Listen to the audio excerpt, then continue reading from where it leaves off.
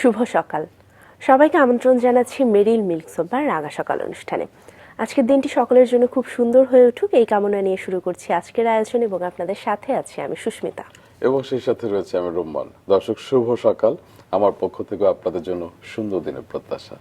সুস্মিতা, তোমাকেও শুভ সকাল। রুম্মান, কেমন আছো? আমি খুব ভালো আছি। এই সিজনে যা হয় একটু ঠান্ডা, তোমার ঠান্ডা সেরেছে?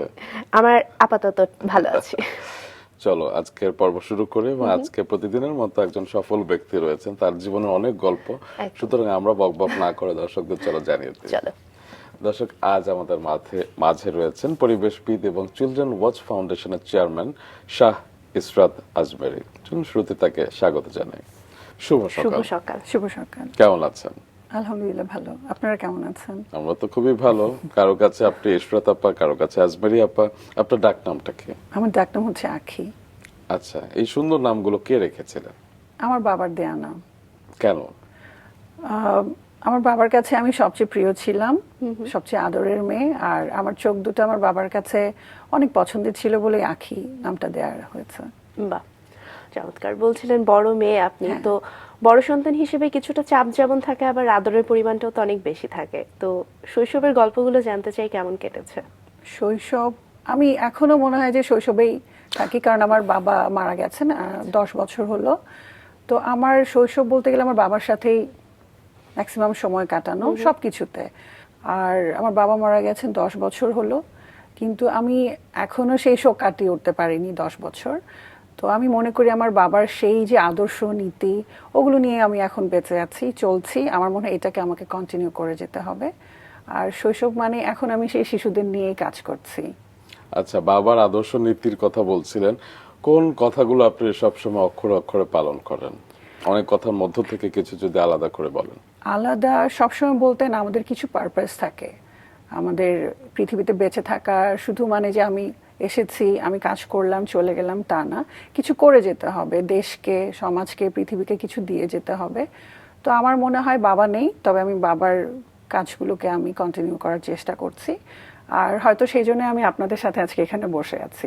অবশ্যই, কারণ আপনার জীবনে এমন কিছু গল্প আছে, আপনি শিশুদের নিয়ে কাজ করেন বলছিলেন। তো ছোটবেলায় আপনি কতটা শিশু বৎসল ছিলেন, মানে কতটা ফ্রেন্ডলি ছিলেন অন্য শিশুদের সাথে? আমি ফ্রেন্ডলি ছিলাম, কিন্তু কথা বলতাম খুব কম। আচ্ছা, শান্তশিষ্ট, কিন্তু আমার অন্য বাচ্চাদের খুব ভালো লাগতো। আমিও ছোট ছিলাম, কিন্তু আমার মনে হতো আমি অনেক বড়, আর বাকিরা হচ্ছে আমার চেয়ে ছোট। তো সবাইকে আমি ছোট বলেই ট্রিট করতাম, যেহেতু ফ্যামিলিতে সবার বড় ভাই বোনদের মধ্যে, এন্টায়ার ফ্যামিলি। আমার নানা বাড়ি, দাদা বাড়িতে যদি কেউ বড় থাকে, সেটা আমি বড় নাতনি ছিলাম। তো ওই দিক থেকে সবার খুব পছন্দের, আদরের। এখনো আমি কিছু হলেই আমাকেই সবাই খুঁজে খুঁজে, এই তো, এই আর কি, এভাবেই যাচ্ছে। মায়ের কথাও একটু শুনি, বাবাকে নিয়ে তো শুনলাম। ও বিজনেস করে, ও চায় আমি অনেক স্টাডি করি, অ্যাকচুয়ালি ওর জন্য স্টাডি করা। পড়াশোনায় কেমন ছিলেন? পড়াশোনায় ছিলাম মোটামুটি ভালো বলা যায়, খুব বেশি পড়তাম না। আমার একটা আলাদা ব্যাপার হচ্ছে, আমি কখনোই বেশিক্ষণ লেখাপড়া করতাম না স্কুল থেকেই। আমি হোমওয়ার্কটা স্কুলে শেষ করে ফেলতাম। আমার মা আমাকে কখনো কোনোদিনও বলেনি যে পড়তে বস। আমার অন্য ভাই বোনদেরকে যেটা শুনতে হতো, আমাকে কখনোই শুনতে হয়নি। আর মুখস্থ করতাম না। এটা হয়তো আমার আলাদা একটা, হয়তো কিছু একটা ছিল, ব্লেসিং বলবো আমি, গড গিফটেড ব্যাপার। আমি কখনো মুখস্থ করিনি, জাস্ট ম্যাথ আমি প্র্যাকটিস করেছি, আর বাকি সব একবার দেখে আমি নিজের মতো করে। ইনোভেটিভ ছিলাম, ক্রিয়েটিভ সেক্টরের প্রতি আমার একটু ঝোঁক ছিল, তো মুখস্থ করা হয়নি কখনো। ছোটবেলায় কি হতে চেয়েছিলেন? ছোটবেলায় ওই বাবা মা যেটা বলেন, ডাক্তার হতে হবে। তো তখন একটু হয়তো ছিল যে ডাক্তার হব। যখন আবার ক্লাস 9-এ ওঠার আগে আমার সায়েন্স, কেন যেন আমার মনে হলো যে আমি সায়েন্স ব্যাকগ্রাউন্ড আমার জন্য না, ল্যাবে গিয়ে কাজ করতে হবে, এটা আমার। তখন আমার লিটারেচারের দিকে একটু ঝোঁক হলো। আমি তখন আর্টস ব্যাকগ্রাউন্ডে চলে আসি। তো কিন্তু জিওগ্রাফিটা আমার অলওয়েজ ছিল ফেভারিট। তারপর আর্টসে পড়ে দেন এইচএসসিও আমার আর্টস ব্যাকগ্রাউন্ড ছিল, কিন্তু যখন ইউনিভার্সিটিতে আসি তখন সেটা আমার ট্র্যাক করে আবার বিএসসিতে কনভার্ট হয়ে গেল জিওগ্রাফি অ্যান্ড এনভায়রনমেন্ট কারণে। তো এরপর থেকে জিওগ্রাফি অ্যান্ড এনভায়রনমেন্টাল সায়েন্স নিয়ে স্টাডি করা, এভাবেই যাচ্ছে। এখন আমি এনভায়রনমেন্ট সেক্টরের একজন মানুষ। জি, ছোটবেলা প্রসঙ্গে আমরা কিছুক্ষণ থাকতে চাই। আপনি কোন স্কুলে পড়েছিলেন? আমার শুরুটা হয় মানারত ইন্টারন্যাশনাল স্কুল থেকে। তারপর ওখান থেকে আমি পড়ে আমার মা হঠাৎ করে মনে করলেন যে এখন ওকে একটু চেঞ্জ করি। তারপর আমি চলে আসলাম জুনিয়র ল্যাবরেটরি স্কুলে, ধানমন্ডিতে যেটা ছিল। এরপর ওখান থেকে ক্লাস 6-এ আমি ধানমন্ডি গার্লস হাই স্কুলে ভর্তি হই। ওখানেই আমার এসএসসি কমপ্লিট করে তারপর এইচএসসি করি হচ্ছে ভিকারুননিসা নূন কলেজ থেকে। জি। আচ্ছা, তো সে সময় থাকা হতো কোন এলাকাতে ঢাকার? প্রথম আমি যখন কেজিতে পড়ি তখন আমরা উত্তরায় ছিলাম। তারপর ওখান থেকে আমরা চলে আসি হচ্ছে ধানমন্ডির দিকে। আচ্ছা, আচ্ছা। ওখানেই আমরা ছিলাম, ধানমন্ডি, তারপর মোহাম্মদপুর। আমার ভাই পড়তো রেসিডেন্সিয়াল মডেল কলেজে, তো ওর জন্য মোহাম্মদপুরে চলে আসা। এই তো ঢাকাতেই আমাদের বেড়ে ওঠা। তো ছোটবেলায় হয় না যে আমরা আপনি যেহেতু বলছিলেন যে আপনার সবসময় নিজেকে বেশ মনে হতো বড় বড়, এর মনে হয় পেছনে কারণ হচ্ছে কি আপনি সব ভাই বোনদের মধ্যে যেহেতু বড় এবং সবসময় আপনি তাদেরকে গাইড করতেন, উপদেশ দিতেন সেই বিষয়টির কারণে। তো এছাড়া পড়াশোনার বাইরে যেহেতু আপনি বলছিলেন যে মা আমাকে কখনো পড়তে বসতে বলতেন না, আপনি নিজের থেকেই পড়তেন, এক্সট্রা কারিকুলার অ্যাক্টিভিটিজ এর প্রতি আগ্রহ ছিল? হ্যাঁ, অনেক ছিল। আমি গান শিখতাম, ড্রয়িং শিখতাম। ছোটবেলায় বাচ্চারা যেরকম টিভি চ্যানেলে প্রোগ্রাম করে আমিও করেছি। কি কি প্রোগ্রাম? গানের প্রোগ্রাম ছিল মেইনলি। এসো গান শিখে? না, ওটা এখন অবশ্য আমার কেন যেন ছিল এরকম কিছু। তারপর রেডিওতে ছিল। আমার মা খুব পছন্দ করতেন কালচারাল অ্যাক্টিভিটিস, কিন্তু আমার বাবা বলতেন, আমি যখন ক্লাস 5-এ পড়ি, বৃত্তি ছিল ওই সময়টা, আমাদের সবারই বৃত্তি দিতে হতো।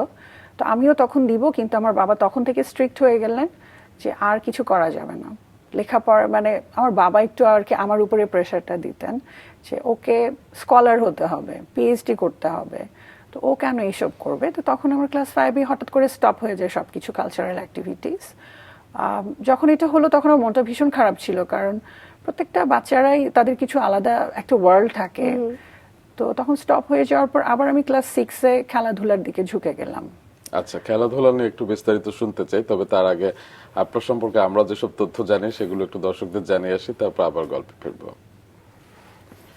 দর্শক, আমাদের আজকের অতিথি শাহ ইসরাত আজমেরী বাংলাদেশের পরিবেশ, জলবায়ু, শিশু অধিকার এবং সামাজিক উন্নয়ন অঙ্গনের পরিচিত একজন পরিবেশবিদ, গবেষক, লেখক ও সমাজকর্মী।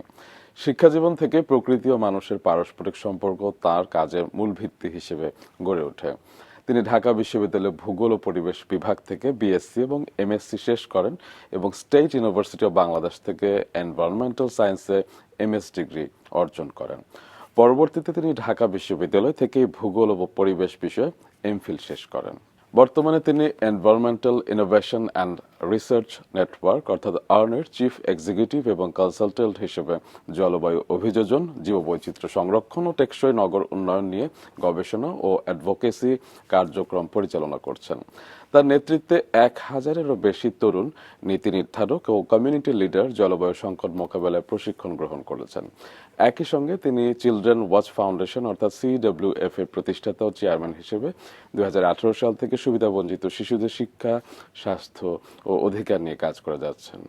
সাতক্ষীরা, তাহিরপুর এবং ঢাকার হাজারীবাগে পরিচালিত কমিউনিটি স্কুল ও বিভিন্ন কর্মসূচির মাধ্যমে 5000-এরও বেশি শিশু সরাসরি উপকৃত হয়েছে।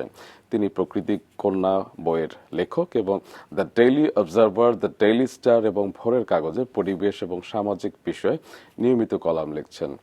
আন্তর্জাতিকভাবে তিনি অ্যাসোসিয়েশন অফ আমেরিকান জিওগ্রাফার্সের সদস্য এবং COP29 সহ বিভিন্ন বৈশ্বিক জলবায়ু ফোরামে অংশগ্রহণ করে বাংলাদেশের বাস্তবতা এবং অন্তর্ভুক্তিমূলক জলবায়ু সমাধানের কথা তুলে ধরছেন। চলুন তার কাছে আবারও ফিরে। অনেক কিছু করে ফেলেছেন। একটু শুনি যে ছোটবেলার স্কুলে আপনি খেলাধুলার প্রতি সক্রিয় হলেন, ভলিবল খেলতেন, বিস্তারিত শুনবো। আচ্ছা, মেইন যেটা ছিল, স্পোর্টসে গেলে তো একটু টল দেখে সবাইকে নেয়। তো সেখানেও আমি কোচের ফেভারিট প্লেয়ার ছিলাম ভলিবলে। আমার ভীষণ ভালো লাগতো। তো আমি দেখা যায় ম্যাক্সিমাম আমাদের প্র্যাকটিসগুলো হতো আফটার টিফিন পিরিয়ড। তো এখন আমাকে 3টা কোর্স বা ক্লাস আমাকে মিস করতে হতো। তো অনেকটা সময় ক্লাস মিস হয়ে যায়। তারপর আবার ঢাকার বাইরে টুর্নামেন্ট থাকে বা স্কুলের বাইরে টুর্নামেন্টগুলো থাকে। তো সেখানেও আমি যেমন আমার বাবার খুব আদরের ছিলাম, আমাকে কোথাও একা যেতে দিতেন না। তো তো আমার বাবার হয়তো আমি জানি না, হয়তো এটা আমার কাছে ব্লেসিং আমি এখন মনে করি, তখন হয়তো মন খারাপ হতো যে আমার বাবা একদমই স্ট্রিক্ট, খেলতে দিবেন না, কেন যেতে হবে টুর্নামেন্ট, কেন এত, আগে লেখাপড়া, ফার্স্ট প্রায়োরিটি হচ্ছে লেখাপড়া, দেন অন্য কিছু। তো আমি আবার ক্লাস 7-এ সেটা স্টপ করে দিলাম। তখন আবার কোচের খুব মন খারাপ ছিল যে তুমি তো 1 নম্বর প্লেয়ার, তো তোমার অনেক অপরচুনিটিস, তুমি কেন এটা মিস করছো। তো আমার মনে হতো যে আমার বাবা যেটাই বলবে, আমি বাবা আমার খুব লক্ষ্মী মেয়ে, এখনো তাই। আমি বলবো যে সবার জন্যই, আমি সবার কথা খুব শুনি, ছোটদের কথাও শুনি, বড়দের কথাও শুনি। তখন আমি যেমন গানটা বন্ধ করে দিলাম, ঠিক ওরকম করে খেলাটাও বন্ধ করে দিলাম। তারপর তো ক্লাস 9 থেকে আবার অ্যাক্টিভ হয়ে গেলাম লেখাপড়ার প্রতি। তখন খুব ভালো লাগতো লেখাপড়াটা, মানে খুব বেশি পড়তে হতো না, তো আমি খুব ম্যাথ আমার ফেভারিট সাবজেক্ট ছিল। যদিও আমি আর্টসের ছিলাম, তো তারপর আমি ম্যাথে একদম বেস্ট ছিলাম আমাদের স্কুলে। তো সবাই অবাক হতো, সায়েন্স গ্রুপ কেন, ওরা তো হায়েস্ট নাম্বার পাচ্ছে না, আর্টস গ্রুপের একটা মেয়ে কি করে পাচ্ছে। তো এইভাবেই ম্যাথটা খুব ইন্টারেস্টিং ছিল। তারপর তো এসএসসি কমপ্লিট হলো। জি। এই তো ছোটবেলায় বই পড়ার একটা আগ্রহ আপনার ছিল, মানে একাডেমিক বইয়ের পাশাপাশি আর কি, এবং আপনি ছড়া কবিতাও লিখতেন শুনেছি। একাডেমিক বই খুব একটা পড়তাম না জি। তখন, বই একাডেমিক আসলে লেখাপড়া ওই আমি কখনো পড়ার টেবিলে বসে পড়িনি। সৃজনশীল হ্যাঁ, পড়াশোনাতে হ্যাঁ, আপনি সৃজনশীল গল্প কবিতা ভালো লাগতো। তো আমি দেখতাম আমার বাবা লিখতেন। আচ্ছা। তো হয় না যে প্র্যাকটিসটা আমরা বড়দেরকে ফলো করে করে, মানে আমার আইডল ছিলেন টোটালি আমার বাবা। তো তখন আমি আমার বাবাকে যাই দেখতাম আমি সেটাই ফলো করার চেষ্টা করতাম। তো তখন মনে হতো যে একটু লিখি। তো দেখা যেত যে আমি যখন লিখতাম ছড়া বা কবিতা, আমার ছোট ভাই ছিল, তো ও খুব আমাকে নিয়ে দুষ্টুমি করতো যে আপু এটা কি লিখেছে। তো আমি হাইড করে করে রাখতাম, নোটস লিখতাম, ডায়েরিতে করে লিখে রাখতাম এখানে ওখানে। তো ওই কালেকশনটার করা হয়নি। তো এভাবেই ছিল, টুকটাক লেখা হতো। এছাড়া ছোটবেলায় তো সাংগঠনিক কাজেও আপনি ছিলেন, গার্লস গাইডে ছিলেন হ্যাঁ। জেনেছি, তো সেটা কোন ক্লাসে যুক্ত হওয়া? এটা ছিল ক্লাস 7-8 এরকম, 2 ইয়ার্স মেবি ছিল। আচ্ছা। কারণ স্কুলে যতক্ষণ থাকে ততক্ষণই আমাদের, তো এর বাইরে যাওয়ার আর কোনো আমাদের কোনো স্কোপ ছিল না। আচ্ছা, তো পরবর্তীতে কলেজ কোথায়? কলেজ বিকারনেসন কলেজ ছিল। আচ্ছা। আচ্ছা, বিকারনেসে তো অনেক ধরনের অ্যাক্টিভিটিস এর সাথে অনেকে যুক্ত থাকে, বিভিন্ন ক্লাব বিভিন্ন থাকে। ক্লাব, যেমন এনভায়রনমেন্ট ক্লাব হ্যাঁ, হ্যাঁ, আছে, সেখানে ক্লাবের সঙ্গে যুক্ত হ্যাঁ, আমি ছিলেন? ক্লাবের সঙ্গে যুক্ত ছিলাম, কোন কোন ভলেন্টিয়ার ক্লাবে ছিলাম। ছিলেন? ইনফরমেন্ট ক্লাব, সায়েন্স ক্লাব, আচ্ছা। এই দুটো ক্লাবে। Debating club? না, ডিবেট করা হয়নি আমার কখনো। আচ্ছা, আর কালচারাল ক্লাব তো ছেড়ে দিয়েছেন অনেক হ্যাঁ, আগে। সেটা অনেক আগেই ছেড়ে দিয়েছিলাম। আচ্ছা, তো এনভায়রনমেন্টাল ক্লাবে যুক্ত হয়ে আসলে আপনি যেভাবে নিজেকে ভাবতেন কিংবা যেভাবে কল্পনা করতেন, তো সেখানে ঢুকে আর কি কি কি এক্সপ্লোর করেছিলেন? না, তখন এনভায়রনমেন্টাল রিলেটেড তখন আমার মাথায় কিছুই আসেনি। আচ্ছা। তখন সায়েন্স ক্লাব, সায়েন্স ফেয়ার গুলো হতো, তখন আমরা পার্টিসিপেট করতাম। তখন সুযোগটা খুব কম ছিল, কারণ ম্যাক্সিমাম টাইম হতো কি আমরা ওই কলেজে এসে কোচিং কোর্স কমপ্লিট করতে হবে, যেটা হয় একটা বাইন্ডিংস এর মধ্যে একটা শর্ট টাইম থাকে কলেজে।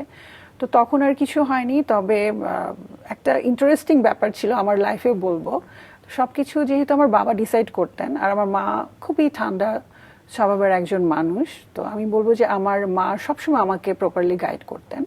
আর আমার বাবা হচ্ছে ওই যে আদরে যেটা হয় না যে এটা করা যাবে না, তবে স্টাডিটা ইম্পর্টেন্ট ছিল। তো আমার তখন সাবজেক্ট সিলেকশন একটা ব্যাপার থাকে কলেজে এসে, যেহেতু আমি আর্টস ব্যাকগ্রাউন্ডের ছিলাম, তো আমার বাবা ফর্মটা ফিল আপ করে ফেলেছিলেন, আমাকে কিছু করতে দিতেন না। মানে মেয়ের সব কাজ বাবা করে দিবেন, আমার সেখানে কথা বলার ছিল না। তো হঠাৎ করে দেখলাম আমার যে ফর্মটা ছিল সাবজেক্ট সিলেকশনের ব্যাপারে, তো ওখানে জিওগ্রাফিটা অ্যাড করেনি আমার বাবা, তো সেখানে অন্য একটা সাবজেক্ট দিয়ে দিয়েছে। তো তখন আমার এটা চেঞ্জ করতে অনেক সময় লেগেছিল, 2 মান্থস।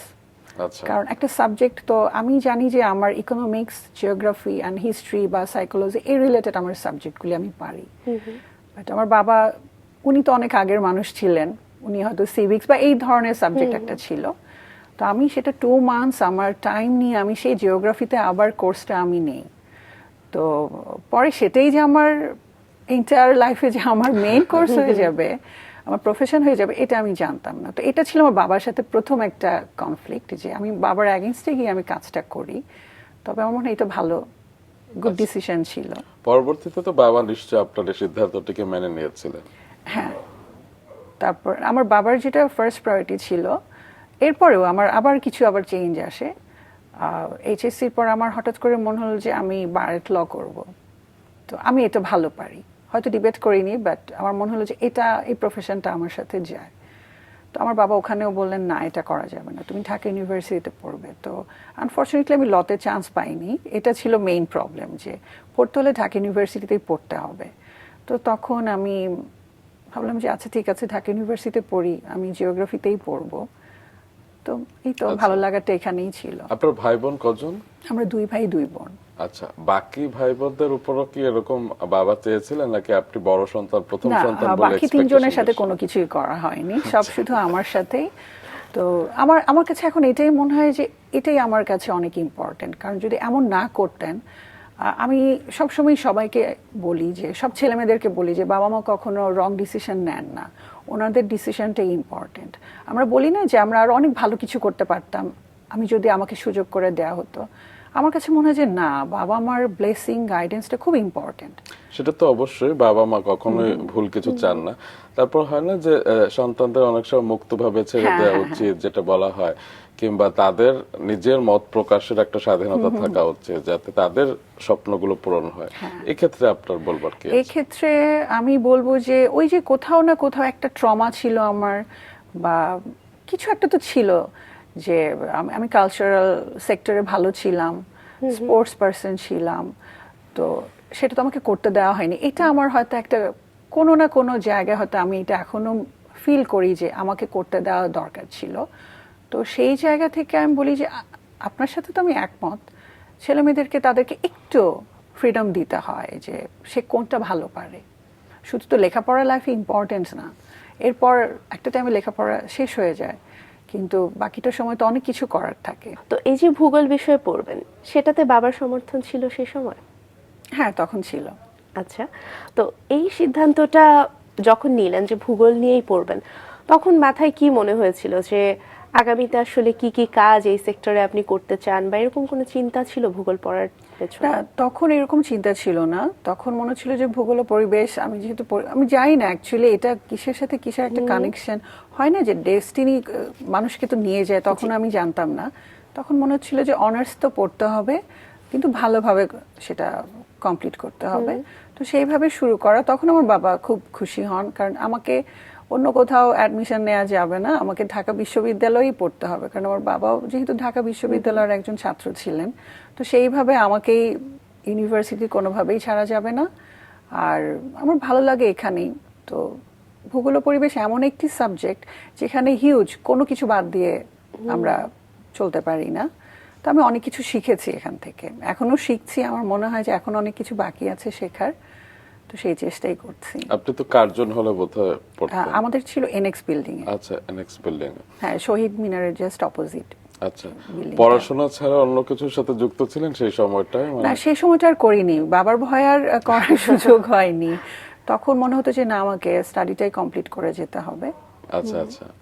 তো আপনি ভূগোল বিষয়ে পড়তেন, বাবা কোন বিষয়ে পড়তেন? বাবা ছিলেন ম্যানেজমেন্টে। আচ্ছা, ম্যানেজমেন্টে। তো সেখান থেকে আপনি যখন পাশ করলেন, পরবর্তীতে আমি যেটা দর্শকদের জানাচ্ছিলাম যে আপনি অনেক উচ্চতর প্রশিক্ষণ নিয়েছেন, দেশের বাইরেও গিয়েছেন। কোন কোন ডিগ্রি, কোন কোন দেশে? দেশেই সব ডিগ্রি নেয়া। কারণ আমার ওই মেয়ে হওয়াতে যেটা হয়, প্রথমে তো ছিল বাবার একটা প্রেশার, কোথাও যেতে দিবেন না, বারেট ল আমাকে করতে দিবেন না, একটা কারণেই, কারণ আমাকে বাইরে যেতে হবে। তো সেই ব্যারিয়ারটার কারণে আমাকে দেশেই ডিগ্রি নিতে হয়েছে। তারপর তো বিয়ে হলো, বিয়ের পরও হাজব্যান্ড যেতে দিবে না একা। তো এই জন্য আপাতত সব ডিগ্রি আমার দেশ থেকে। আর পিএইচডিটা বাকি ছিল, ওটা ভেবেছিলাম বাইরে থেকে করব, কিন্তু এখন কাজের জন্য আমার আর যেতে ইচ্ছা করে না, সেটা দেশেই এখন করা হবে। তো ভূগোলে আপনি এমএসসি করার পরে পরবর্তীতে আবার এনভায়রনমেন্টাল সায়েন্সে পড়েছেন, তো এই সিদ্ধান্তটার কি কারণ? এটা আমার পছন্দের, ভালো লাগার কারণ। কারণ আমি চাইতাম যে আমি অনার্স মাস্টার্সের পর আমি বাইরে থেকে ডিগ্রি নিব। তো এনভায়রনমেন্টাল সায়েন্সেই নিব। সেটা আমার বিয়ের জন্য আর যাওয়া হয়ে ওঠেনি, তারপর মা হওয়া যেটা হয়। তো আমার তখন মনে হলো যে আমি কেন সময়টাকে কাজে লাগানো দরকার আমাদের। তখন মনে হলো দেশেই করে ফেলি না, 2-3 বছরেরই তো ব্যাপার। তো এটার জন্য বাইরে যদি না যেতে পারি তো কি হয়েছে, আমি এখানেই আমার কোর্সটা কমপ্লিট করে ফেলি। তো সেই জন্য আমার দেশে এনভায়রনমেন্টাল সায়েন্সে পড়া। আচ্ছা, সেটা কোথা থেকে? এটা হচ্ছে স্টেট ইউনিভার্সিটি অফ বাংলাদেশ। আচ্ছা, এবং পরবর্তীতে আবারও ঢাকা বিশ্ববিদ্যালয়ে এমফিল। হ্যাঁ। তো বাবা, আপনি বলছিলেন যে ছোটবেলা থেকেই চাইতো যে মেয়ে খুব স্কলার হবে, পিএইচডি করবে, তো বাবার সেই সময় প্রতিক্রিয়া কি ছিল যে মেয়ের ঝুলিতে এতগুলো ডিগ্রি? আনফরচুনেটলি 2015 আমার বাবা মারা যান। আমি 2016 আমি এমএস করি। আচ্ছা। তারপর 2020-তে আমার এমফিল শেষ হয়। আমার বাবা যে মানে দেখে যেতে পারেননি, তবে জানতেন যে আমি এটা করব। এখন মানে হয় না যে আমি সেটা মিস করি অনেক আমার বাবাকে। আমার আইডল বলতে গেলে আমার বাবাই। সবকিছুতে আমার বাবা ছিলেন আমার সবকিছু। অবশ্যই ওনার দোয়া আপনার সঙ্গে আছে বলেই আসলে তার স্বপ্নগুলো একে একে আপনি পূরণ করতে পারছেন। তো পরবর্তীতে যখন এই বিষয়ে কাজ করতে শুরু করলেন, কত সাল থেকে আসলে কাজগুলো আপনার শুরু হলো? কর্মজীবন শুরু হয়েছিল? কর্মজীবন অ্যাকচুয়ালি আমি জব করতে চাইতাম। আমার অনার্স মাস্টার্সের পর যেটা হয়, আমরা ক্যারিয়ার ওরিয়েন্টেড মানুষ, যারা স্টুডেন্ট থাকে তারা সবাই এরকম। তো আমি তখন জবে জয়েন করতে চাই। তখন আমার হাজব্যান্ড আমাকে দেয়নি, কারণ ছেলে মেয়ে থাকলে যেটা হয়, হাজব্যান্ড একা বাইরে থাকবে, বাচ্চাটা কার কাছে থাকবে, এটা একটা বড় কোশ্চেন ছিল। তখন আমার হাজব্যান্ড বলল যে না, তোমার কিছু করা যাবে না। তখন আমি বললাম যে এইভাবে তো আমি থাকতে পারবো না। তো আমি অল্টারনেটিভ ওয়ে খুঁজতাম অলওয়েজ। তো বিজনেস না, সেটাও করা যাবে না। তো আমি বললাম আমি কোনো স্কুলে জয়েন করি, ইংলিশ মিডিয়াম অথবা বাংলা মিডিয়াম স্কুল, বাচ্চাদের স্কুল। তো আমার হাজব্যান্ডের কথা ছিল না, জয়েন করলে তুমি একেবারেই কোনো ইউনিভার্সিটি টিচার হিসেবে জয়েন করবে। কিন্তু ইউনিভার্সিটি টিচার হিসেবে জয়েন করতে গেলে তো আমাকে আরো অনেক কিছু ক্রাইটেরিয়া আমাকে ফেস করতে হবে, কমপ্লিট করতে হবে। তো সেইভাবে আর করা হয়নি। তো আমার এভাবেই চলতে থাকলো। আমি অনেক সময় মন খারাপ হতো, ডিপ্রেশন বলবো না, কষ্ট পেতাম অনেক। তো এইভাবে যেতে যেতে আমার হাজব্যান্ড একবার বললো যে আচ্ছা ঠিক আছে, তোমার জব করতে হবে না, কোনো কিছুই করতে হবে না, তুমি তো স্টাডি পছন্দ করো, তুমি স্টাডি করো, এখানে আমার কোনো আপত্তি নেই, যত ইচ্ছা তত। তো এই যে আমার একটা সুযোগ চলে আসলো, তখন সেটাকে আমি আর ভাবলাম যে না, আমাকে স্টাডির সাথে ইনভলভ হতে হবে। তারপর আমার একটা 5 ইয়ার্সের গ্যাপ ছিল। আমি 2010-এ আমার মাস্টার্স কমপ্লিট হয়। 5 ইয়ার্সের মতো একটা গ্যাপ ছিল, 15 পর্যন্ত। 16-এ তো আমি এমএস করি। তো এই 5 ইয়ার্সের একটা লং গ্যাপ ছিল। ততদিনে আমি সব ভুলে গেছি, টোটালি সব কিছু ভুলে গেছি, যে কিভাবে স্টাডি করতে হয় বা টপিক কিভাবে সিলেকশন করতে হয়। দেন আমি যখন ফার্স্ট এমএস এর প্রথম ক্লাসটা শুরু করি, সেদিন থেকে আমার আগের মতো ফ্লোটা শুরু হয়। তো এইভাবে ক্লাস করতে করতে ভালো লাগে। তো এমএস করতে গিয়ে আমার সাথে সব আমার ব্যাচমেট, ক্লাসমেট ছিলেন সব ইঞ্জিনিয়ার। আমি একমাত্র অন্য ব্যাকগ্রাউন্ডের ছিলাম। সবার জুনিয়র ছিলাম ওখানে, সব সিনিয়র, বাংলাদেশের অনেক হাই প্রোফাইল ইঞ্জিনিয়াররা ছিলেন আমার সাথে। তো তখন আমি কাজ করতে করতে আবার জবের অফার আসে আমার। আচ্ছা। এমএস করতে করতে অনেক ভালো ভালো জবের অফার, কিন্তু সেখানেও আবার সেম প্রবলেম। আমি আমার বাচ্চাদেরকে রেখে কিভাবে আমি 9 to 5 জব করব, বা অনেক জব আছে অপরচুনিটি, সেগুলো হচ্ছে ঢাকার বাইরে প্রজেক্টগুলো। তো সেই জন্য জবে যাওয়া হয়নি। কিন্তু একদিন আমার কাছে সুযোগ আসে যে আমাকে নিউজ পেপারে লিখতে হবে ইনফরমেন্ট নিয়ে।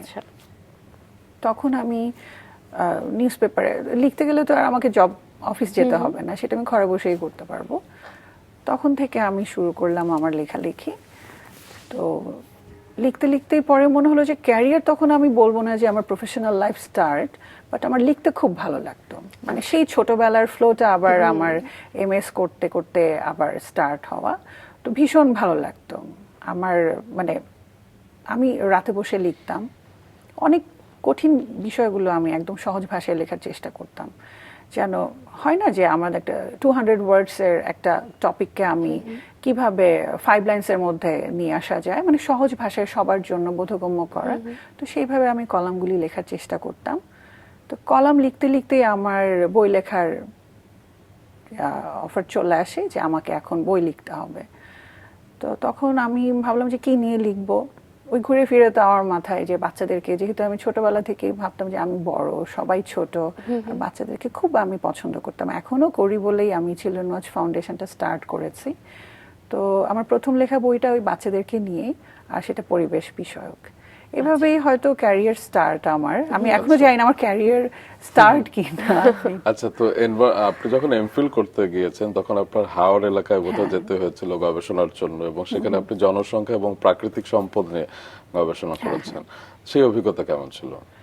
সেই অভিজ্ঞতা তখন আমার দুইটা মেয়ে অনেক ছোট। 2018-19 আমি এমএস এর পর আমি তো ওই থিসিসের কাজে আমি টাঙ্গর হাওড়ে যাই। প্রথম যখন যাই তখন টাঙ্গর হাওড়ে যেটা হয় মেইনলি হাওড় এরিয়াতে ফ্ল্যাশ ফ্লাড হয়। তো আমার দুই মেয়ে তখন অনেক ছোট, 2017-18 তো হঠাৎ করে পাইলটিং এর জন্য আমি গেলাম। আমার হাওড় সম্পর্কে কোনো আইডিয়া ছিল না, জাস্ট লিটারেচার রিভিউ দেখে যতটুকু সম্ভব, ম্যাপ দেখে যতটুকু সম্ভব ততটুকুই ছিল।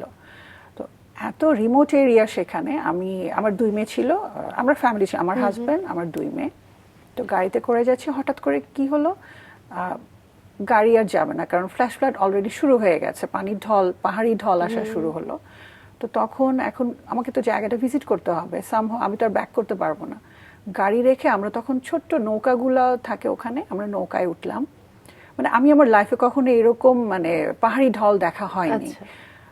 তারপরে ওই নৌকায় করেই আমরা গেলাম, গিয়ে একেবারে ঝড় তুফানের মধ্যে পড়ে গেলাম। আমার ছোট ছোট দুটা মেয়ে, আমি কখনো যাইনি, দেখিনি। তো সেটা আমার কাছে প্রথম অভিজ্ঞতাটা ছিল খুবই ভয়ঙ্কর, মানে বেঁচে যে ফিরতে পারবো আমার এরকম আশা ছিল না। তারপরে গিয়েছি, অনেক কঠিন ছিল প্রথম কাজটা। এরপরেও আমি আমার বাচ্চাদেরকে নিয়ে গিয়েছি, সবসময় আমার কাজে আমার বাচ্চারাই থাকতো, কারণ ওদেরকে তো দেখার মতো আর কেউ ছিল না। তো হাওড়ের জীবন অন্যরকম, ওখানে গিয়ে জীবন বোধ আরেক রকম হয়ে গেছে। মানে প্রতিটা স্টেজেই মনে হলো যে আমার এডুকেশন সিস্টেমটা যেরকম, মানে আমি যতবারই স্টাডি করতে গেছি নতুন করে কোনো অভিজ্ঞতা অর্জন করেছি। তো সেই অভিজ্ঞতার কথাই জানতে চাই যে মাঠ পর্যায়ের কোন অভিজ্ঞতা আপনাকে সবচেয়ে বেশি নাড়া দিয়েছিল? এটা আমি প্রথমবার যখন গিয়েছিলাম পাহাড়ি ঢল একটা, তখন মনে ছিল এখানকার মানুষগুলো কিভাবে বেঁচে আছে। এটা একটা ছিল, কিন্তু এটা খুব অল্প সময়ের জন্য। সেকেন্ড টাইম যখন যাই আমি তখন সার্ভে করতে যাই একেবারে রিমোট এরিয়া। ওখানে যেহেতু এই যে বন্যা ফ্ল্যাশ ফ্লাড হয়, তো ওখানে কোনো ব্রিজ বা সাঁকো সেটা সাস্টেইন করে না, সেটা ভাঙাচোরা থাকে। তো ওখানে আমার যেহেতু গ্রামে তেমন যাওয়া হয়নি, তো রিমোট এরিয়া, সেখানে রিক্সা বা কিছুই, কোনো ট্রান্সপোর্ট সিস্টেম নেই, পায়ে হেঁটে যেতে হবে অনেক দূর পথ। তো ব্রিজগুলো যে ছিল না সেগুলি ভাঙা ছিল। তো নর্মালি ওখানকার মানুষরা পারে, বাট আমরা পারি না। তো সেখানে আমাকে ডিঙিয়ে যেতে হয়েছে 5 ফিট এরকম। এটা আমি এখন জানি না আমি কিভাবে পেরেছি। তো ওখানে গিয়ে আমি যখন গেলাম, গ্রামগুলো খুব ছোট ছোট। তো হঠাৎ করে আমার সাথে একজন মহিলা আমার সাথে আসলেন। তো আমি জানি না, উনি খুব ব্যস্ত ছিলেন, উনি হয়তো কোনো একটা কাজে শহরে যাবেন। তো আমাকে দেখে উনি আমার সাথে থেকে গেলেন। তো আমি যেখানেই যাচ্ছি সার্ভের কাজে, মানুষের জীবন, প্রত্যেকটা ঘর বাড়ি, তাদের যে চিন্তা ভাবনা, আমার মনে হলো যে এত রিমোট এরিয়াতে থেকেও মানুষের মন এত বড় হয় কি করে, আর এটা তো অনেক সুবিধা বঞ্চিত। তো আমার সাথে ওই মহিলা ছিলেন, আমি তখনও জানি না তার লাইফস্টাইল কি, সে তার যে হিস্ট্রি বা কিছুই জানি না। তো উনি সকাল থেকে আমার সাথে সন্ধ্যা পর্যন্ত ছিলেন। হঠাৎ করে আসার সময় বললেন যে আমার বাড়িতে চলেন। তো বাড়িতে গিয়ে জানতে পারলাম ওনার হাজব্যান্ড মারা গেছে অনেক আগে। উনি যখন ছোট, 10 কি 12 বছর বয়সে তার বিয়ে হয়। তো এরপর থেকে তার হাজব্যান্ড মারা যায়। তো তারপর থেকে সে একা থাকে, ওখানে সার্ভাইভ করে, এই যে তার দুঃখটা। কিন্তু আমি সারাদিন একবারও বুঝিনি যে হাসি মুখে কি করে পারেন। তো এটা আমাকে খুব অবাক করেছিল। তো এরপর মনে হয়েছিল যে না, আমাকে এখানে কাজ করতে হবে। এবং আমার মনে হয় সেই ভাবনা থেকে আপনি আর্ন প্রতিষ্ঠা করেছেন, এবং environmental innovation and research network, এটি কবে প্রতিষ্ঠা হয়, এর পেছনের গল্পটা কি সব স্বল্প? আর্নের আগে আমি চিলড্রেন ফাউন্ডেশন স্টার্ট করি। তো যেহেতু আমি 2018 সালেই স্টার্ট করি, যেহেতু রিসার্চের কাজ করি আমি, আমার রিসার্চ করতে ভালো লাগে। তো মেইনলি ওখান থেকেই আমার মনে ছিল যে এত প্রবলেমস, রিসার্চ এত কম হয়, আমরা শুধু আমাদের প্রয়োজনীয় রিসার্চের কাজটুকু করি। বড় বড় ডিগ্রি, আমাদের বাংলাদেশে যারা অনেক স্কলার আছেন তারা ডিগ্রি নিয়ে বাইরে চলে যান, ওখানেই সেটেল হন, অথবা তারা কোনো ইউনিভার্সিটির টিচার প্রফেসর হন, কিন্তু একেবারে রুট লেভেলে কেউ যান না। তো হাই প্রোফাইলে থেকে তারা ওই রিসার্চের কাজগুলো করেন। তো আমার মনে হলো যে আমার যেহেতু সুযোগ আছে রিসার্চের কাজ করা, তো আমি কেন করব না। তো আমার সেই সাধারণ মানুষদেরকে নিয়েই সাথে পরিবেশকে কানেক্ট করে আমি রিসার্চের কাজগুলো করি। তখন মনে হলো যে না, আমি অন্য কারো আন্ডারে কাজ করব না, প্রজেক্ট বেসড কাজগুলি করা যায় না। তখন আমার মনে হলো যে আমি নিজেই তো শুরু করতে পারি, আমার সুযোগ আছে, আমি কেন করব না। এইখানে সুযোগটা আছে যেমন আমি আরো 10 জনকে সেই সুযোগটা তৈরি করে দিতে পারি। অনেকেই আছে রিসার্চের কাজ করে, অনেক স্টুডেন্ট আছে, তাদেরকে আমরা কাজে লাগাচ্ছি না। ইউনিভার্সিটিগুলো কিন্তু সুযোগ দিচ্ছে না আমাকে। সেই সব স্টুডেন্টরাই তখন কষ্ট করে কি করে, 2-3 বছর তারা ফ্রাস্ট্রেটেড থাকে, দেন তারা দেশের বাইরে চলে যায়। তো আমার মনে হলো যে আমার এখানে তো আমি তো সুযোগটা তৈরি করে দিতে পারি, তো এটা কেন নয়। তো সেই ভাবনা থেকেই আর্নের শুরুটা। আচ্ছা, আপনি চিলড্রেন ওয়াচ ফাউন্ডেশন বলছিলেন 18তে প্রতিষ্ঠা হলো, আর্নও কি একই সময়ে একই না, বছর? আর্ন হচ্ছে পরে। চিলড্রেন ওয়াচ ফাউন্ডেশনে সেটা কাজ কত করতে সালে? করতে সেটা হচ্ছে বেশি না, 24-এ রিসেন্ট। কারণ আগে আমি চিলড্রেন ওয়াচ ফাউন্ডেশনের আন্ডারে রিসার্চগুলো করতাম, তখন আমার মনে হলো যে এটাকে একটু সেপারেট করা উচিত, এটা আরেকটা উইং হিসেবে কাজ করে আর্ন। আচ্ছা, তো যে সেটির কিছু কেস স্টাডি একটু শুনতে চাই, মানে শিশুদের নিয়ে কাজ করবার জন্য তো অনেক ধরনের অভিজ্ঞতা হয়েছে, একটু শুনি সেই কেস স্টাডিগুলো। কেস স্টাডি অনেক আছে আমার কাছে, প্রত্যেকটি খুব ইম্পর্টেন্ট। আমি চিলড্রেন ওয়াচ ফাউন্ডেশন আমার কাছে নিজের সন্তানের মতো। তো সন্তান যেভাবে লালন পালন করা, আমি চিলড্রেন ওয়াচ ফাউন্ডেশনকেও সেভাবে করি। তো প্রত্যেকটা কেস স্টাডি খুব ইম্পর্টেন্ট। যেমন আমি তো হাওড় নিয়ে একটা বললাম, তো তখন তো শুধু একজন মহিলা, একজন নারীকে নিয়ে আমার চিন্তা ছিল। তারপর যখন আবার গেলাম তখন আমি শিশুদেরকে দেখলাম, তো তখন ওদেরকে নিয়ে কাজ করি। আর সবচেয়ে বেশি আমাকে যেটি নাড়া দেয় সেটি হচ্ছে আমি যখন সাতক্ষীরায় যাই, ওখানে আবার আরেক রকম জীবন। আমার মনে ছিল যে যখন হাওড়ে যাই এটাই হয়তো সবচেয়ে কঠিন জীবন এখানে, কিন্তু আবার যখন আমি সাতক্ষীরায় গেলাম আমার মনে হচ্ছে না, এখানেও আরো অনেক কঠিন বাস্তবতা। তো এভাবে করেই যাচ্ছে। আর আমি হাজারীবাগে কাজ করি। আমি যখন কেস স্টাডির কথা, যেহেতু হাজারীবাগটা ঢাকার মধ্যে পড়েছে, ওর সাথে আমার কানেকশনটা অনেক বেশি। কারণ সাতক্ষীরা, সুনামগঞ্জ যেটা আমার খুব প্রবলেম হয়ে যায়, আমার খুব একটা যাওয়া হয় না, তবে হাজারীবাগ আমি রেগুলার যাই। তো ওখানে প্রথম যাই আমি একটা কোনো ক্যাম্পেইনের কাজে, ক্লিনলিনেস একটা প্রোগ্রাম ছিল আমাদের। তো ওখানে গিয়ে দেখলাম যে বাচ্চারা মানে সব ওখানে মানে সুবিধা বঞ্চিত বাচ্চারা রাস্তায় ঘুরে বেড়াচ্ছে, গায়ে জামা কাপড় নেই, পায়ে স্যান্ডেল নেই। তো আমি ফার্স্টে গিয়ে তাদের সাথে বসলাম, ভিজিট করলাম। তো ভিজিট করে আমি বললাম যে কালকে সবাই তোমরা খুব সুন্দর করে সেজে গুজে আসবে, না হলে তোমাদেরকে আমি কোনো গিফটস, কোনো চকলেট দিব না। তো আমি ভাবতে পারিনি যে তারা আমার এই কথাটা রাখবে। তো তার পরের দিন সত্যি সত্যি তারা এত, মানে আমি চিনতেই পারি না সে বাচ্চাগুলো ওরা। তো ওরা আসছে, ওরা আমার জন্য গিফট রেডি করে নিয়ে আসছে, কার্ড রেডি করে নিয়ে আসছে। তো আমার কাছে এটা খুব মানে স্পেশাল, হ্যাঁ স্পেশাল ছিল যে ওরা আমার কথাটাকে এত ইম্পর্টেন্স দিয়ে এভাবে ওরা আসছে। তো সেদিন আমার যেতে লেটও হয়েছিল, আমি মনে হয় 1 ঘন্টা লেটে গিয়েছিলাম। তো ওরা বসেই ছিল, কারণ বাচ্চারা এতক্ষণ ধৈর্য ধরে বসে থাকে না। তো সেটা আমার কাছে খুব আনন্দের। আমি এখন ওদের সাথে কাজ করি, ওরা আছে। আর আমি যখন যাই ওরা বলে যে ম্যাম কবে আসবে, বড় ম্যাম কবে আসবেন। তো এই তো, এটা একটা এরকম ছোট ছোট অনেক বিষয় আছে আমার কাছে, প্রত্যেকটাই স্পেশাল মোমেন্ট। আচ্ছা, হ্যাঁ। তো এই সংগঠন করবার পেছনে আপনাদের মূল উদ্দেশ্যটা কি, কিংবা সেই লক্ষ্যে আপনারা কতটুকু পৌঁছাতে পেরেছেন? মেইনলি এটা তেমন কিছু ছিল না। নর্মালি আমরা যেটা দেখি সংগঠনগুলো থাকে চ্যারিটেবল অর্গানাইজেশন, তো শুরুতে এটা ছিল।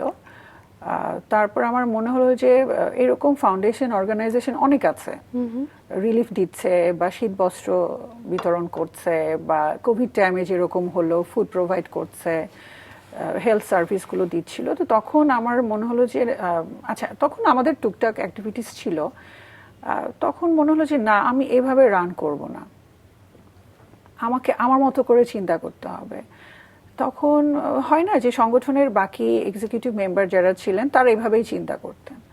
তো আমার মনে হয় যে না, আমি যেহেতু এনভায়রনমেন্ট নিয়ে পড়েছি, এনভায়রনমেন্ট সেক্টরে যখন স্টাডি করে দেখলাম যে হেলথ ইস্যুস হচ্ছে এখানে, এডুকেশন প্রবলেম, মানে এডুকেশন সিস্টেমটা নাই, তখন আমার মনে হচ্ছে না, আমি এভাবে কানেক্ট করে করি। তো মেইনলি চ্যারিটি ওয়ার্ক এটাকে না করে আমি তখন বললাম যে ডেভেলপমেন্ট প্রজেক্ট, ডেভেলপমেন্ট ওয়ার্ক। আমি কখনো চ্যারিটি বলি না এটাকে, আমার কাছে হচ্ছে ডেভেলপমেন্ট সেক্টর এটা। তো আমি সেভাবেই শুরু করি।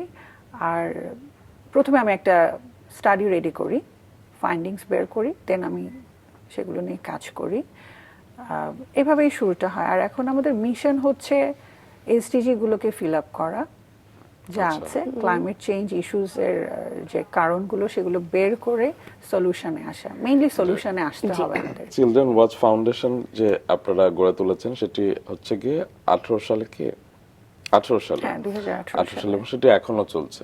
তো 2026 সাল নিয়ে আপনার লক্ষ্যটা কি?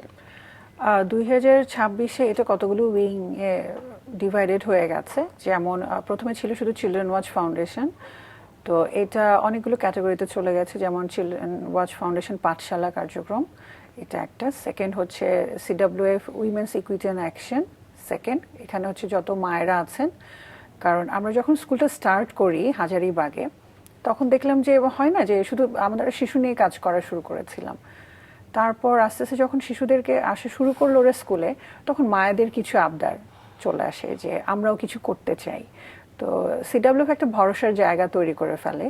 ওই সেই যারা স্লাম এরিয়ার মানুষজন ছিল, নিম্ন আয়ের মানুষ, তো মায়েরা বলতো যে আমাদের জন্য কিছু করতে হবে, আপনি কিছু করেন। তো আমি বললাম যে হুট করে তো আর কিছু স্টার্ট করা যায় না, দেখি আমরা কি দিয়ে শুরু করব। তখন তাদের সেলাই প্রশিক্ষণ সেন্টার আমরা শুরু করি 2025-এর শেষের দিকে, নভেম্বরে। তো 2026-এ এটি একটি আমাদের কার্যক্রম, প্রথম সিডব্লিউএফ উইমেন্স ইকুইটি অ্যান্ড অ্যাকশন। দেন আমাদের যেসব ইউথ নিয়ে কাজ করছিলাম তাদেরকেও আমরা এখানে ডিভাইড করে ফেলি আলাদা ক্যাটাগরিতে, সেটি হচ্ছে সিডব্লিউএফ ইউথ অ্যাকশন নামে। তো তারা কাজ করছে, তাদের কিছু ট্রেনিং সেশন চলে, ক্যাপাসিটি বিল্ডিং ওয়ার্কশপগুলো আমরা নিচ্ছি। যে কারণ অনেক ছেলে মেয়ে থাকে যারা এনভায়রনমেন্ট সম্পর্কে জানে না, কিন্তু তারা অ্যাক্টিভিস্ট হিসেবে কাজ করতে চায়। তো তখন সেখানে আমরা তাদেরকে সেই লিডারশিপ, ইউথ লিডারশিপ যে কোর্সগুলো, ওয়ার্কশপ, সেটি আমরা পরিচালনা করছি। ওয়ার্কশপগুলো কে পরিচালনা করে, ট্রেনিংটা দেয় কারা? ট্রেনিংটা মেইনলি আমি ট্রাই করি, যেমন অ্যাডভোকেসিগুলো নেয়ার, লিডারশিপ ক্রিয়েট করতে হলে বা আমাদেরকে কি করা উচিত, আমাদেরকে অনেক বেশি ভোকাল হতে হবে। ছেলেমেয়েরা অনেক বেশি কাজ করে ফিল্ড লেভেলে, কিন্তু সুযোগ তো তৈরি করে দেয় না কেউ। অনেক অর্গানাইজেশন আছে যে স্পেসিফিক কাউকে, স্টুডেন্টদেরকে প্রমোট করে, ইন জেনারেলদেরকে করে না।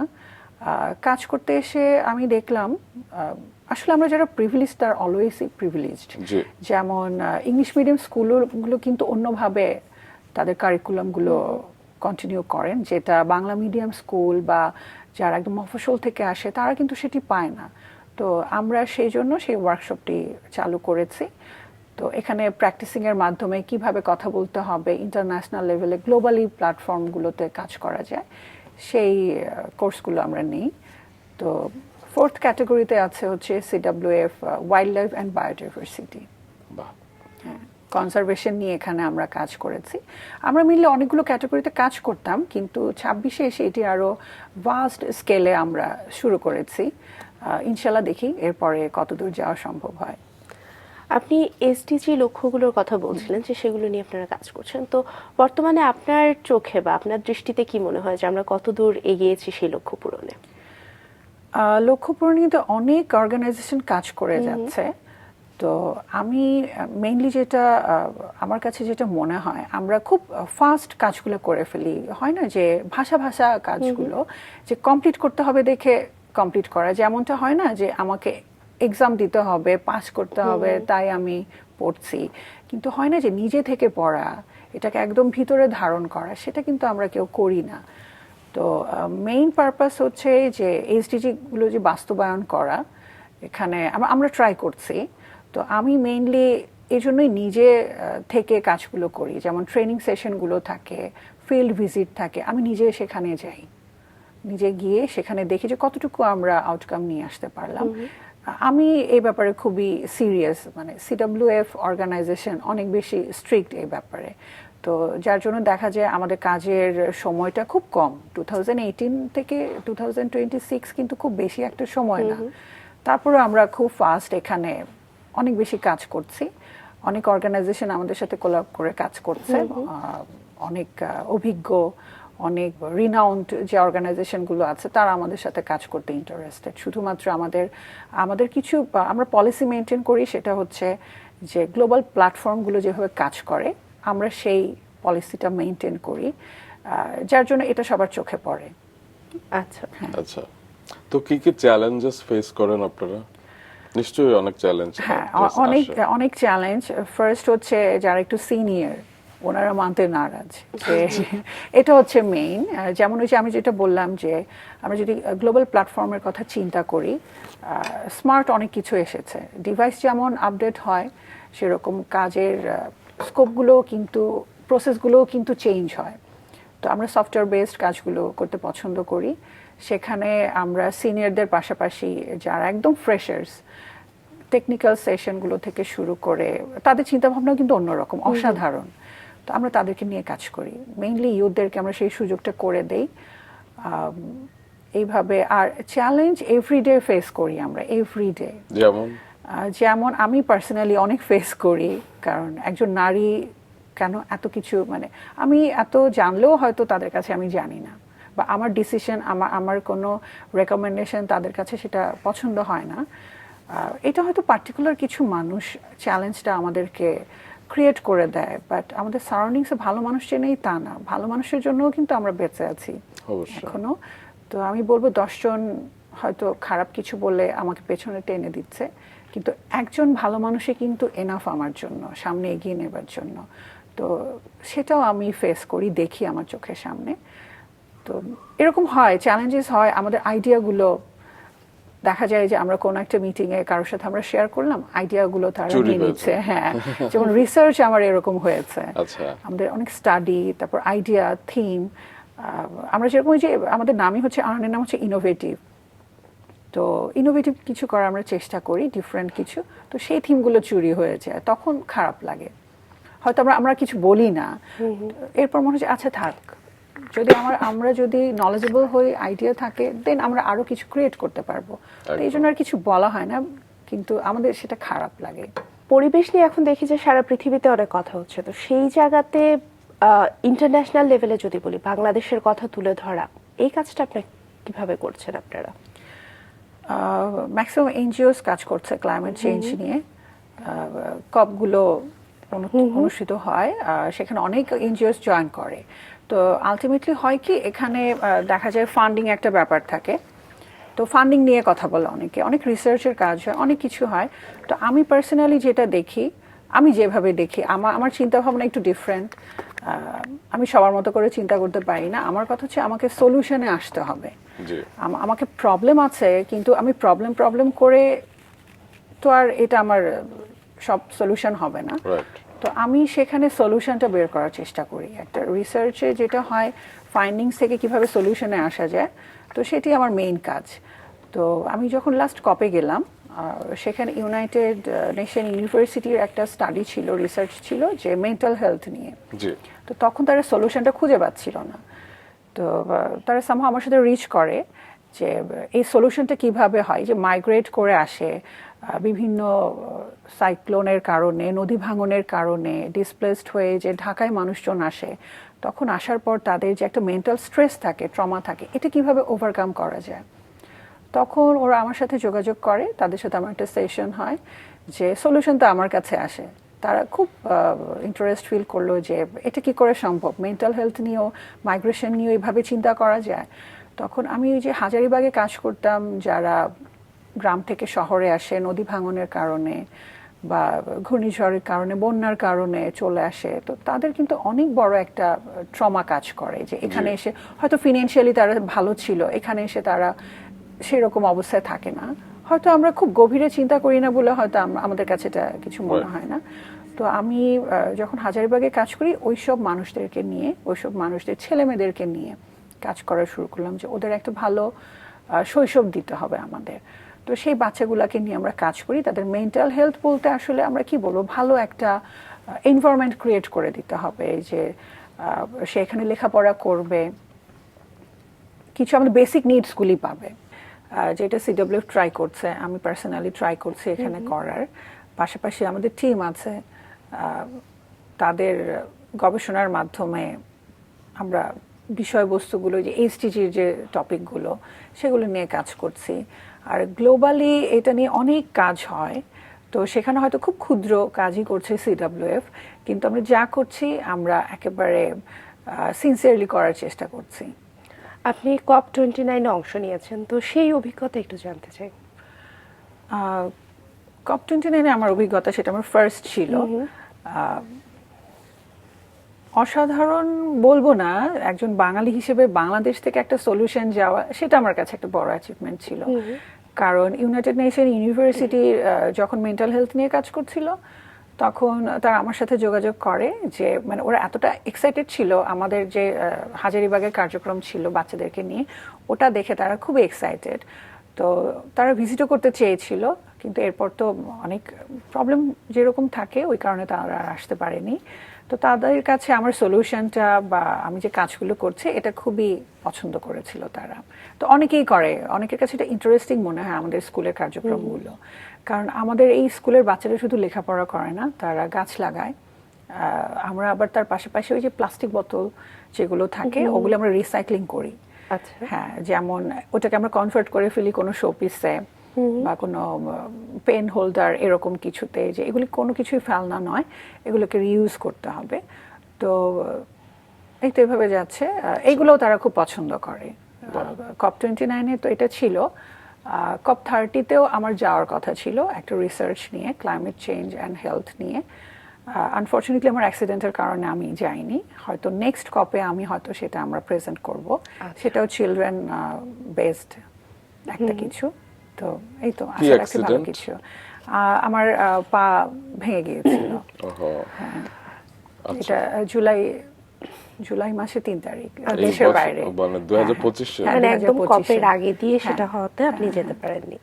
তো টেকসই পর্যটন এবং সৌন্দর্য প্রতিযোগিতা, এই বিষয়ে জানতে চাই। আচ্ছা, এটা হচ্ছে মিস ট্যুরিজম বিউটি। আচ্ছা। তো আমি যেহেতু এনভায়রনমেন্ট নিয়ে কাজ করি, তো বিউটি প্রেজেন্টগুলোতে তো অ্যাডভোকেসি থাকে, তাদের অনেক সোশ্যাল ওয়ার্ক করতে হয়। তো ট্যুরিজম বিউটির মেইন উদ্দেশ্য ছিল তারা এনভায়রনমেন্ট রিলেটেড কাজ করবে অ্যাডভোকেসি নিয়ে। তো সেখানে আমাকে বলা হলো যে যেহেতু আমি এনভায়রনমেন্ট নিয়ে কাজ করি, এসডিজি নিয়ে জানি, তো তাদের ক্লাস নিতে হবে, বিউটি প্রেজেন্টে যারা অংশগ্রহণ করবে তাদের।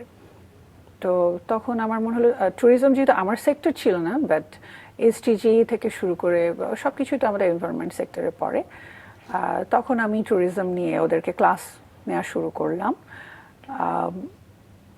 আমার মনে হলো যে এটা খুব ইম্পর্টেন্ট ছিল, হ্যাঁ, যে বিউটি পেজেন্টগুলোতে এরকম ইনস্ট্রাক্টর বা মেন্টর রাখাটা জরুরি। কারণ একাডেমিক পার্সনরা সেখানে কাজ করেন না, ওখানে যারা এক্সপার্ট লেভেল আছেন তারা শুধু কাজ করেন। একমাত্র মনে হয় আমিই ছিলাম মেন্টর হিসেবে, যে কোনো প্রফেশনাল ছিল অ্যাডভোকেসির জন্য মেইন। আচ্ছা। তো আমি ওখান থেকেও তাদের কাছ থেকে কিছু ইন্টারেস্টিং কিছু শিখেছি, জেনেছি। যেমন অনেকে মেন্টাল হেলথ নিয়ে কাজ করতে চাইতো চিলড্রেনদেরকে নিয়ে। তো আর অনেক কিছু ছিল, অনেক ইস্যুস নিয়ে, তো সেগুলোর আমি ক্লাস নিতাম। আচ্ছা। এখনো অ্যাডভোকেসি রেডি করে দিতে হয়, যে ওখানেও তো থাকে গ্লোবাল প্ল্যাটফর্ম, যেহেতু আমরা কিভাবে কথা বলবো। অনেকেই মনে করে কি সোশ্যাল ওয়ার্ক বা এনভায়রনমেন্ট বা অ্যাক্টিভিস্ট হওয়াটা খুব ইজি।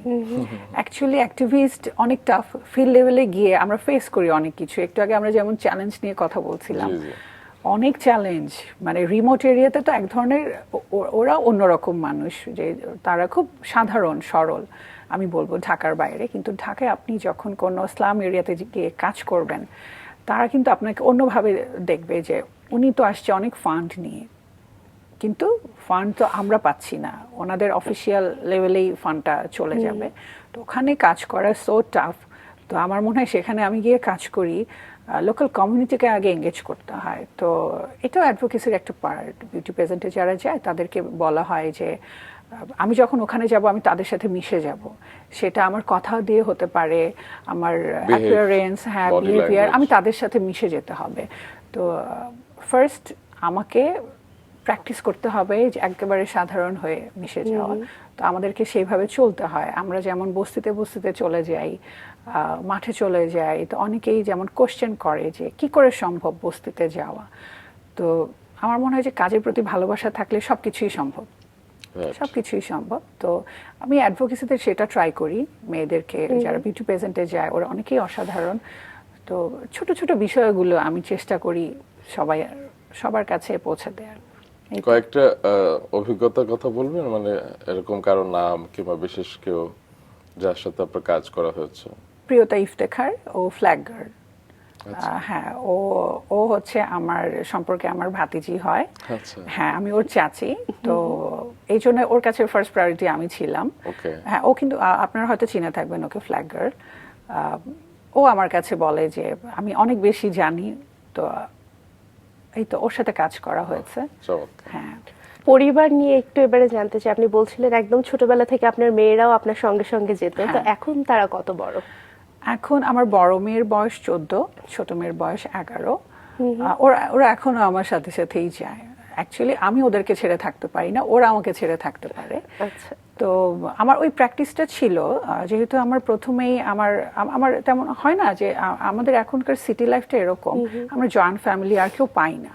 তবে আমি খুব মিস করি যে জয়েন্ট ফ্যামিলি খুব ইম্পর্টেন্ট একটা সন্তানের বেড়ে ওঠার জন্য। কারণ বাবা মা দুজনেই কিন্তু ক্যারিয়ার ওরিয়েন্টেড থাকে, তখন দাদা দাদি বা নানা নানি একটা বড় কিন্তু সাপোর্ট।